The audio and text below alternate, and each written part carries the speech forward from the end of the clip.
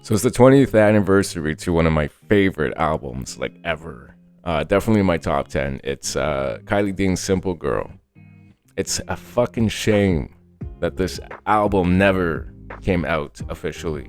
But you know, with Lady May's recent release of Mayday finally being put on platforms and technically actually released 20, I think it was like what, 22, 21 years later from when it was supposed to come out. I have hope for this. Us fans, we can do a lot by a lot of bitching. Anyway, so this album, I've already talked about this album quite a few times. This is definitely some of Tim's best work. Kiley Dean was signed to Beat Club. They had a link deal with Interscope, who Jimmy Iovine was head at the time over there. So basically what happened, the reason why this album never came out was because Kiley was Tim's artist, okay? They make Simple Girl. They put out Make Me a Song. It doesn't really do much. People love it. Like Tim's fan base just ate it. But I get people's complaints about it, how it's like it shouldn't have been her single. Like it should have been a single or a song off of Tim's albums, one of Tim's albums. And I get it. It does sound like that. But this was Kiley's introduction. And it was such a treat because it played off of everything Tim, Missy, Aaliyah, like Tweet. You got references of everybody in there. And in the video, there's two videos. So she shot the first one that was more like colorful. And it, you know, you see Bubba, you see Missy, you see Tim. And in the second one, which I guess they made the official video, you got Brandy in there. So Brandy she did some work on this album. She's part of the backing vocals and stuff like that. There's a few songs that she co-wrote. You know, there's Better Than the Day, Confused, Should I? All those songs she co-wrote, and you kind of get Brandy vibes off of it. And honestly, that's what really caught my attention of Kiley, is the backing vocals, the layering and shit. And I always got Brandy vibes from it. Anyways, years later, you find out that it's actually like she had play in the song. What happened with the album was basically Tim wanted to take her a certain direction with the R&B pop sound, that where pop was really actually going. She was just a little ahead of the time, but it was that transition mode, I think, that was happening at that very year. Jimmy basically wanted to take her somewhere very pop, but in a whole different direction, and that's where Who Will I Run To comes in. And I said this before, but when the single came out, it was confusing because it didn't have Tim's signature sound, and then that's what we were obviously like kind of wanting from Kiley. We wanted to hear her on Tim's vibe. Like you got Miss Jade and Bubba, they were signed with fucking Beat Club, and that's what we had idea-wise and to expect from Kiley. And the album that actually leaked, we loved that fucking album, like that version of it. And apparently they went on to record different material because Jimmy wanted to take it to that direction. And I guess they were clashing. You know, Kiley wanted to go with Tim's idea, and I guess she wanted out of the contract because there was no progress made. So after all this time, it's been 20 years now.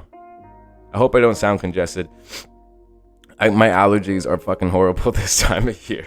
But anyway, so years later, there's the official track listing that came out. We get this leak and we lived with it for 20 years. And then we finally get the official track listing. And then it kind of makes more sense in that arrangement, how the tracks are arranged in this way.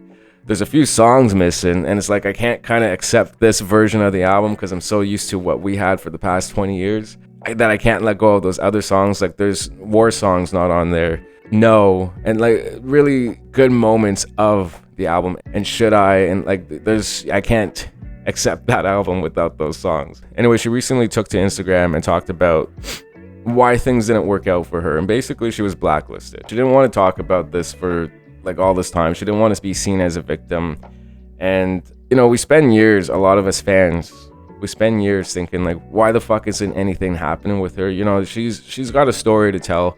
I hope one day she does tell it, because it shows you the frustrating dark side of the industry and how people can prevent you from doing things. And I remember at one point she made a cover to Frank Ocean's is it Thinking About You? Yeah, it was a cover to Frank Ocean's Thinking About You, and then it got removed. And then I remember she wrote something like some people just like won't let her in, and like is preventing her from getting this recognition. That was years ago. And then so her talking about this, how she was blacklisted, it makes sense. You know, she's dealing with all this going on. We don't know what's happening behind scenes.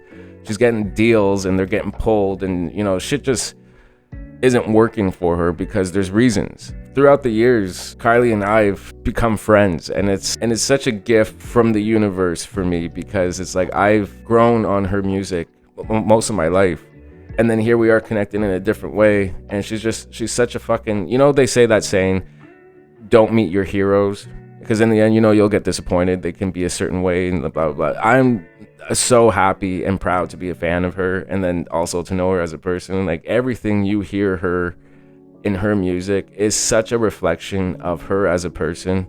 She is such a fucking dope person. She checks in on me, she like talks with me, we shoot the shit a lot, and you know, we discuss things about her journey in music. One day I hope she does tell it, because it's not for me to say, it's not for anybody else to say. That's her moment, and that's her journey. She needs to be the one to talk about that. Like, she's been done so dirty, bro. And like, we kind of had this idea already as it is, but like, no, it gets pretty fucking bad.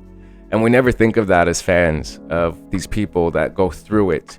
And when it happens behind scenes, it's like we're just sitting here waiting, but meanwhile, they're literally fighting to try and fucking make shit happen for them. And then there's just a lot of shit going on, you know, political, music crap, and egos, and it's just, it stops people from being successful and being seen the way that they deserve to.